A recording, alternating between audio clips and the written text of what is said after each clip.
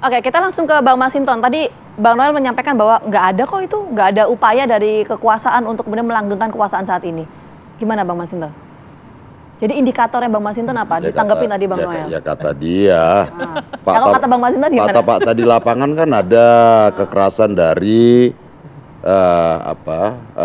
TNI gitu ya. Kemudian bagaimana aparat penegak hukum itu mulai meriksa-meriksa, manggil-manggilin gitu loh.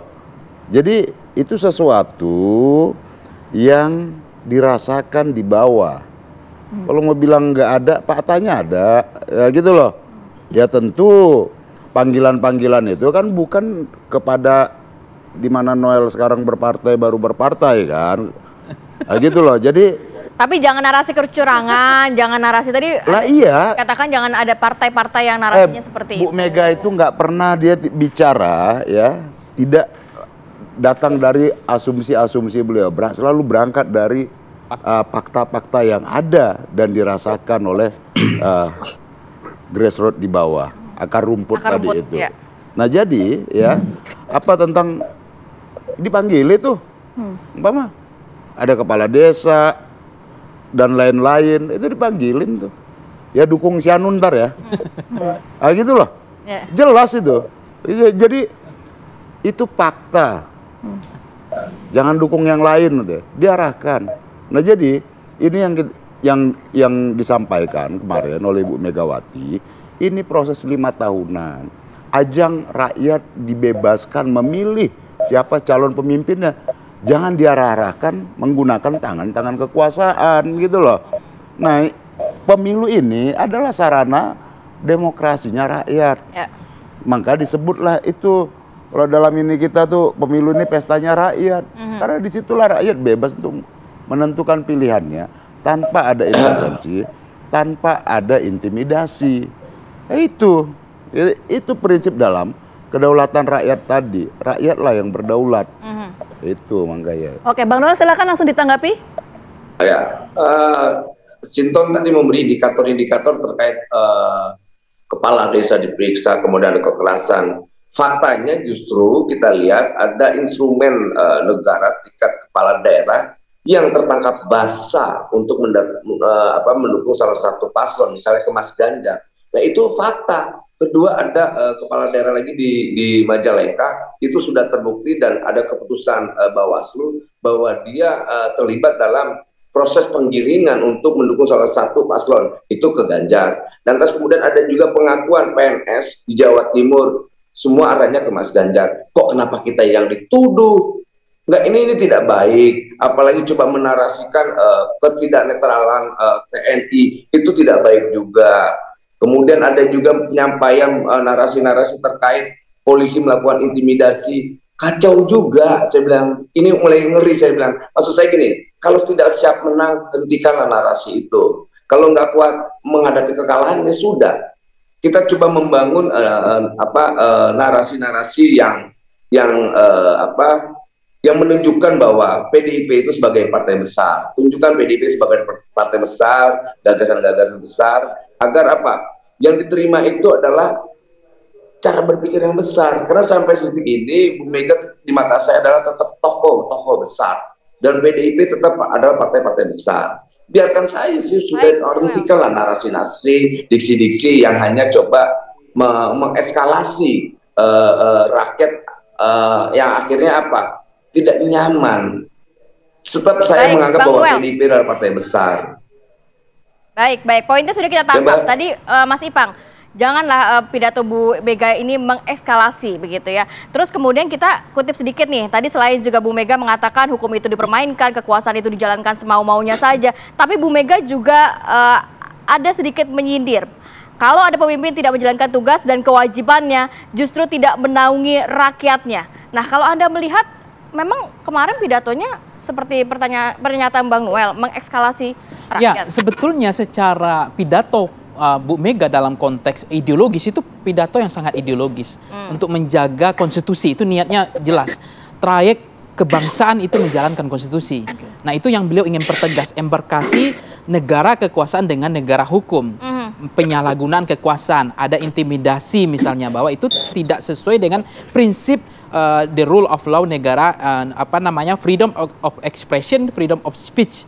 Kemudian ada istilahnya disebut hukum dipermainkan, itu menjadi negara kekuasaan bukan negara hukum, karena hukum dijadikan alat untuk kekuasaan kan itu.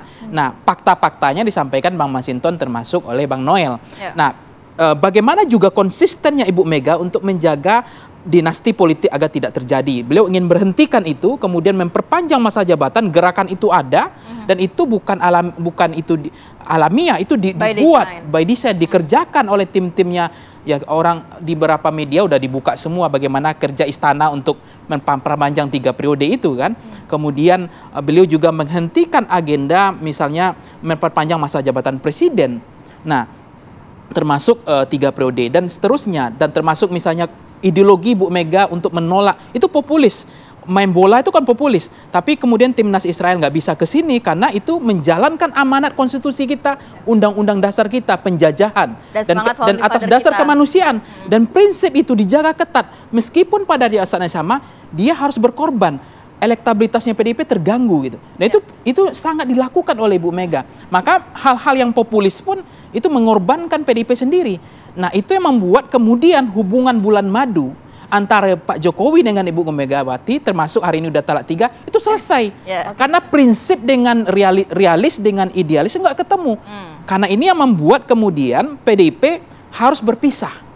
Karena antara realis dengan idealis nggak ketemu lagi titiknya. Nah, terakhir adalah soal misalnya Ibu Mega berpidato mengatakan jangan tergiur dengan pemimpin yang misalnya atau sosok yang antara pikiran dan hatinya tidak sejalan. Kalau misalnya dia mengatakan cermati moral, itu kan kejelasan, menjaga moral. Kemudian cermati etikanya, kemudian rekam jejaknya. Itu jelas sekali bahwa, dan apakah dia mampu memenuhi tanggung jawab 270 juta rakyat Indonesia. Itu jelas poinnya adalah kepada presiden hari ini. Nggak jauh dari itu. Nah, ini yang saya katakan. Sindiran-sindiran atau pernyataan pidato politik Bu Mega itu semuanya ditujukan untuk Pak Jokowi. Ya, memang disampaikan tadi Bang Kirdi, memang saya melihat ini sudah bukan implisit tapi eksplisit. Termasuk beliau mengatakan akar rumput, misalnya dia mengatakan kekuasaan yang dijalankan semaunya. No. Itu kan menunjukkan bahwa ini negara yang bersusah payah dibangun. Kan gitu. Kita melawan 3,5 tahun penjajah. Kok sekarang kemudian aparat TNI, kemudian termasuk ini ada juga kritik saya terhadap Bu Mega misalnya. Ini sekali lagi.